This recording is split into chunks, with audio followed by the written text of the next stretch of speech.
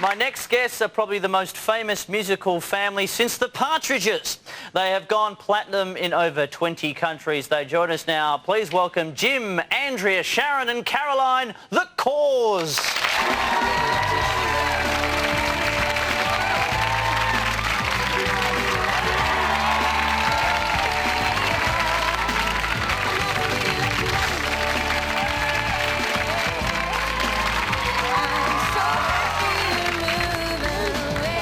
Come and sit. Around the back, around the back.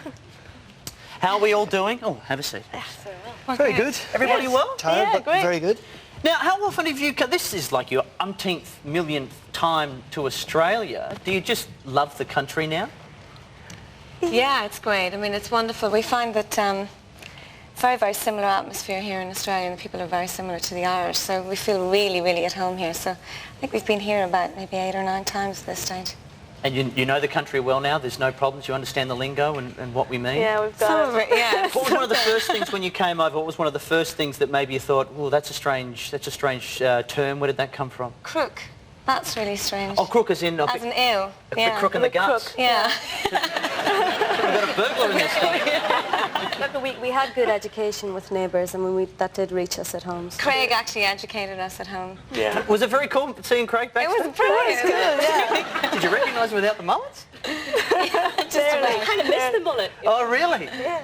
Oh, and the overalls too, I'm sure.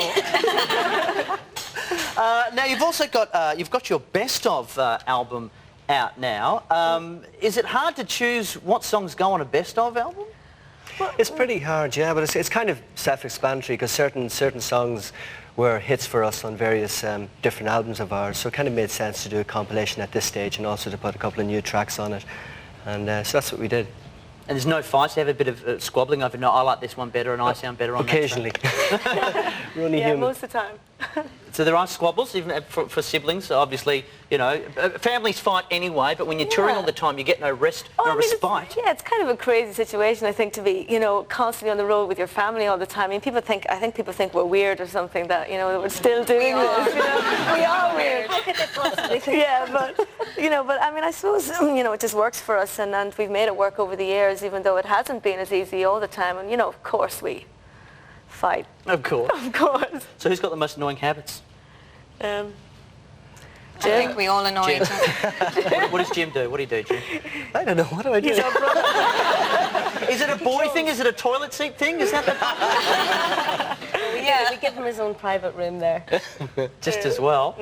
Now, talking about, you know, how you guys deal with Australia and how we deal with Ireland, do you think we have a bad perception? Like, do you guys do the river dance? Because that thing's just crazy. I don't understand it.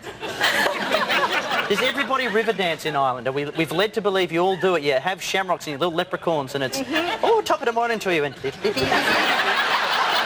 right, actually. That's how we actually traditionally get out of bed in the morning. everybody gets out. Out of bed, you know, the costume just goes on and off you go fleeting to breakfast. Have you ever river danced at all, any of you guys? No. Bad at it. Good, I was excellent. slapped when I left the school.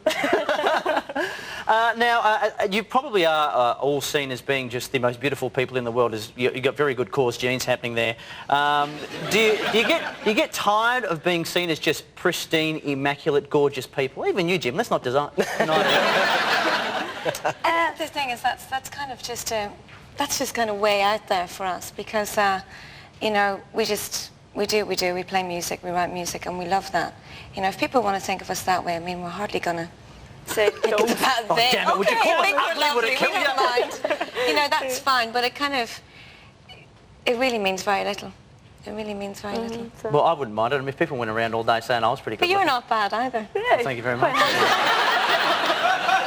Rove scrub. Hey! Wait, hey. I don't know who that was.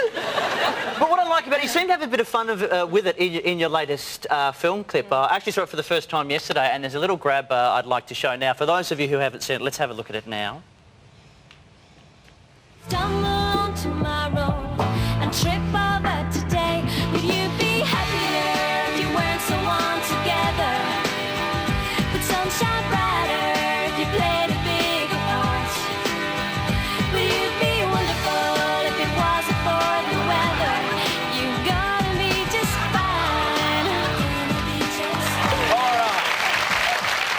How much fun was that? It was fantastic. It was just so much fun. It gave us an opportunity to step completely into a totally different role, you know, in terms of going into, suddenly we're a punk band or we're a heavy metal band. It was wonderful to do that. Were you worried about maybe offending anybody because you were, as we would say in Australia, taking the piss out of a lot of bands with the way you were acting? No. I think anybody who does that has got to be up for it anyway. Yeah, don't true, they? You know, if you go around like that, you wouldn't. Now, one thing I'd like to point out, I'm sure we all just noticed it just then, is Andrea's underarm hair. Let's have another look. Let's have another look at it. And have a look at it now. Look, that's fantastic. It's all gone. Now, did you consider actually growing your own hair? No, I just had the idea when I was in the chair and they were doing the whole lot on me, and I scratched my head. I said, "There's something missing here. I should have a nice massive thing." And then all through the video, that was kind of the thing that I go, fine. Did it feel comfortable? Is it something you might try again in the future? Yeah, I kind of, you know, I thought it was quite earthy, you know, and I thought, you know, it showed another kind of animalistic side to my character that I hadn't explored before. I might give it a go because I haven't reached puberty yet, so I don't know. I'll give it a go at some point. Now, how do you go with fans? Are fans a little bit crazy? Like, I know, Andrew, you've had a situation before. You're on a ferry somewhere and you weren't feeling all that well and someone's come and bugged you for an autograph? Yeah. Oh, well, yeah, it was like when I was supposed to come over here the last time, we all were supposed to come over, I got a really bad inner ear infection. And I had to get the ferry home from Britain. We were doing a tour there. And yeah, I was very, very sick because I was on antibiotics, and also it was extremely stormy. And so, yeah, I went to the toilet and I was very, very sick, and I did what I had to do, and I'm at the sink washing my hands going, you know, feeling wretched, really disgusting, and this woman goes, "Oh, God love you, you're not well, are you?" And I said, no, a bit seasick. "God, I don't get that. Oh, God love you, wee pet. You wouldn't sign a wee autograph from the daughter?" And I kind of went, "I'll wash my hands first." Oh, very good, very good. You can autograph this. And, well, speaking of vomit, I heard you've done a very... well, we are, let's not deny it. There was a rough gig you did for a British radio company or something, and there was a bit of vomit action going on. A long time ago. We were just, you know, it seemed like forever we were trying to make it in the UK. So you always end up doing these like showcases for people who are totally not interested in you whatsoever. And we did this showcase anyway one night. Record company brought along a load of like radio people and DJs and all that sort of stuff, and proceeded to get them totally steamed drunk out of their minds. So everybody was just mega drunk. And we get up on stage, they're all ignoring us, you know, it's just a pathetic gig. Anyway, I get off stage, we're finished, going, that was crap, God, terrible gig. And we come off and there's this guy walking behind me, and he's so drunk that he actually vomited the whole way down the back of my hair and down my back. Very classic. And I kind of thought, you know, you're trying to do a gig for these people and you get vomited on. I mean, what's that about? I think so. That's a good review. It's hard to tell. Yeah, I don't know, yeah.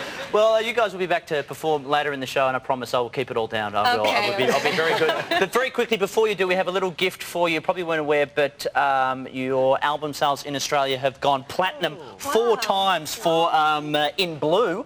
So what we have is, there's one of these for each of you, but it's, oh, hold it up so it doesn't shine. It's got a picture of all of you, and it's a special commemorative plaque to say congratulations, 4 times platinum in Australia. There you go, congratulations.